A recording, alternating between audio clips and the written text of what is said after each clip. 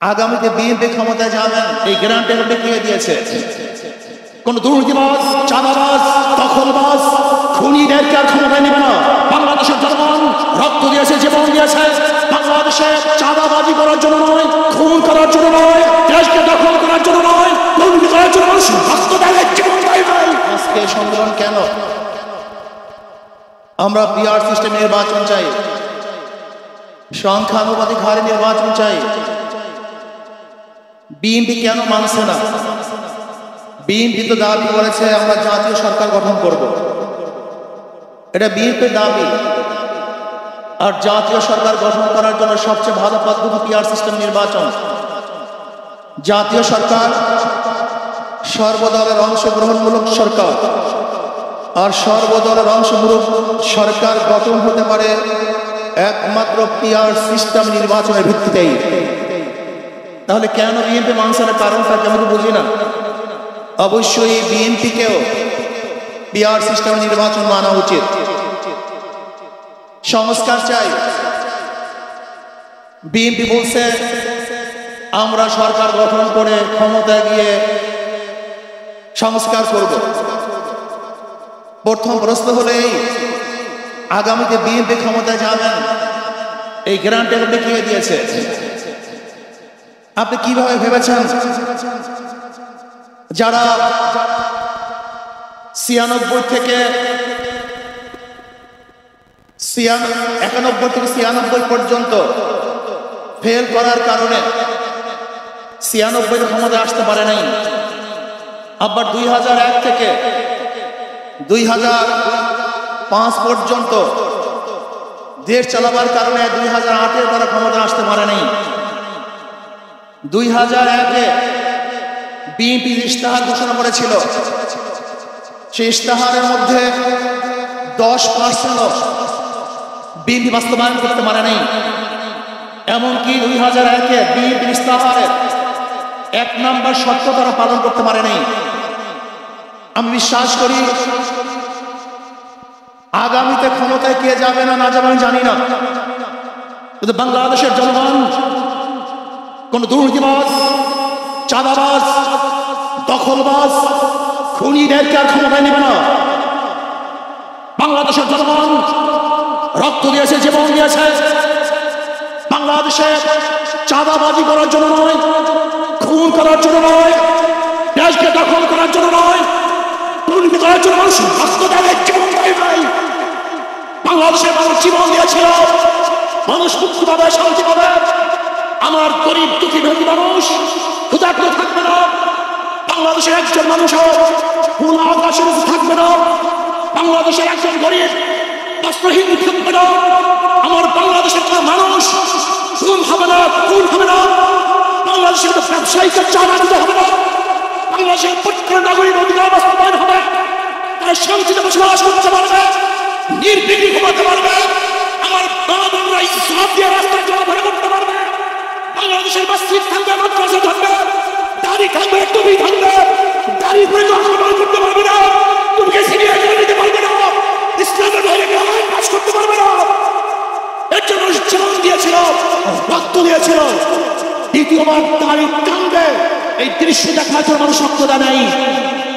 মৌলবাদীর বিরুদ্ধে আন্দোলন তুলবে, মোল্লা বলে গালি দেবে। আজকে টুপি দাড়ি আমাদের ক্ষমতায় যেতে দেবে না, এই স্লোগান শোনার জন্য মানুষ রক্ত দেয় নাই।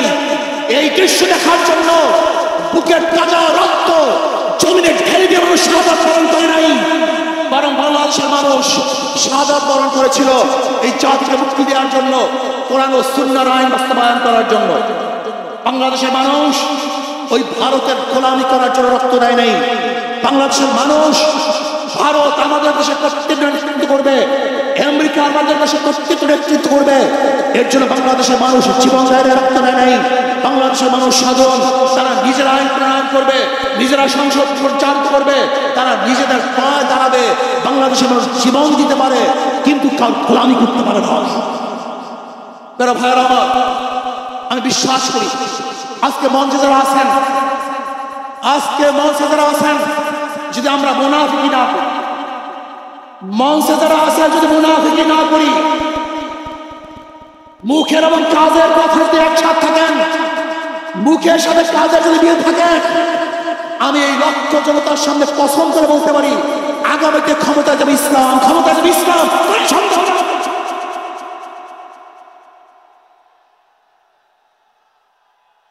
কিন্তু খবরদার যদি মুনাফিকি করি তাহলে এদেশের মানুষ সচেতন হয়েছে, এদেশের মানুষ সব জ্ঞানী হয়ে গেছে।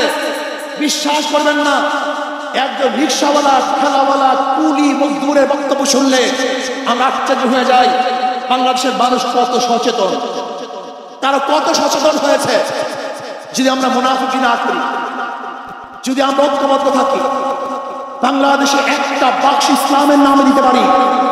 যেরকম আমেরিকা এবং ওই সারস ইসরায়েল ইরানি আক্রমণ করে ভেবেছিল মুহূর্তের মধ্যে নিচ্ছিন্ন করে দিবে, কিন্তু আক্রমণ করার পর দেখেছে ইরানের গুহার থেকে কোথার থেকে বোম মিসাইল চলে আসছে। আমেরিকা এবং ইসরায়েল যেরকম অনুভব করতে পারে নাই, বাংলাদেশের বুকে যদি একটা বাক্স দেওয়া হয়, বাংলাদেশের ঘরের থেকে এমন নিচে বের হবে, এমন বোমা বের হবে, গোটা বাংলাদেশ থেকে, গোটা দুনিয়া থেকে ইসলামের দুশ্মন ঐক্য হন, মুনাফিকি করবেন না, একসাথ হন, ঐক্যবদ্ধ হন। এইটা আমার মেসেজ থাকবে। যদি ঐক্যবদ্ধ ভাবে ক্ষমতার লোভকে সংবরণ করে আমি ক্ষমতায় যেতে চাই না, ইসলামকে ক্ষমতায় নিতে চাই। আমি ক্ষমতায় যাইতে চাই না, কোরআন ও সুন্নাহকে ক্ষমতায় নিতে চাই। যদি আদর্শ লালন করেন, এই নীতি আদর্শ গ্রহণ করেন, ইনশাআল্লাহ নাসরুম মিনাল্লাহি ফাতহুন করিম, অবশ্যই সাবিরিন। সেই দিন আসতেছে, আমি দেখতেছি, মনে হয় আমার চোখের সামনে আমি দেখতেছি ওই সংসদের মধ্যে কলেমার কথা হবে, কোরআন ও সুন্নাহর কথা হবে, লা ইলাহা ইল্লাল্লাহ উচ্চারিত হবে। গোটা বাংলাদেশের মানুষ শান্তিতে বসবাস করতে পারবে, জুলুম থাকবে না, অত্যাচার থাকবে না, অবিচার থাকবে না। প্রত্যেকটা মানুষের প্রাপ্তি তাদের ঘরে ঘরে পৌঁছানো। আজকে আমার মা বোনেরা মনে করছে ইসলাম ক্ষমতা আসলে আমাদের অবস্থাটা কি হবে? ইসলাম ক্ষমতা আসলে প্রত্যেকটা মা বোনের ন্যায্য অধিকারকে প্রতিষ্ঠিত করা হবে। ইসলাম ক্ষমতা আসলে আগামী 5-10 বছরের মধ্যে সমস্ত গরিবরা দরিদ্র সীমার উপরে চলে যাবে। ইসলাম ক্ষমতা আসলে 28 লক্ষ কোটি টাকা বিদেশে পাচার হবে না, দুর্নীতি থাকবে না, জুলুম থাকবে না, অত্যাচার থাকবে না, নির্বিচার কোন মানুষ আর খুন হবে না। ইসলাম ক্ষমতা আসলে শ্রমিকদেরকে তাদের অধিকার আদায়ের জন্য রাস্তায় নামার প্রয়োজন হবে। ইসলাম ক্ষমতা আসলে কৃষক, শ্রমিক, মজদুররা তাদের অধিকারকে প্রতিষ্ঠিত করার জন্য ইসলামী সরকার তাদেরকে নিয়ে কমিটি গঠন করে তাদের প্রাপ্তি তাদের কাছে পৌঁছায়। আসুন ইসলামী হুকুমাত কায়েম করার জন্য আমরা চেষ্টা করব। আজকে আমাদের এই জনসভায় যশোর থেকে আমার কিছু ভাই আসার সময় তারা এক্সিডেন্ট হয়ে শাহাদাত বরণ করেছে। আল্লাহ তাদেরকে জান্নাতুল ফেরদাউস দান করুন। আমার অনেক ভাইয়েরা আহত অবস্থা আছে, আল্লাহ পাক তাদেরকে সুস্থ করুন। আসুন আজকে জনসভায় আমরা আসছি, আমাদের টাকা নাই, পয়সা নাই, নিজের পয়সা দিয়ে এসছি, নিজের খানা খেয়েছি। এই জাতিকে, এই দলকে, এই কাফেলাকে গোটা দুনিয়ার কোনো প্রশক্তি কোনো পরাশক্তি পরাজয় করতে পারবে না, থামিয়ে রাখতে পারবে না। অবশ্যই ইনশাআল্লাহ আমরা বিজয় হব। আল্লাহ আমাকে এবং সবাইকে ইসলাম হুকুমাত কায়েম করার তৌফিক দান করেন। আমা আলাইনা ইল্লাল বালাগ। আসসালামু আলাইকুম ওয়া রাহমাতুল্লাহ।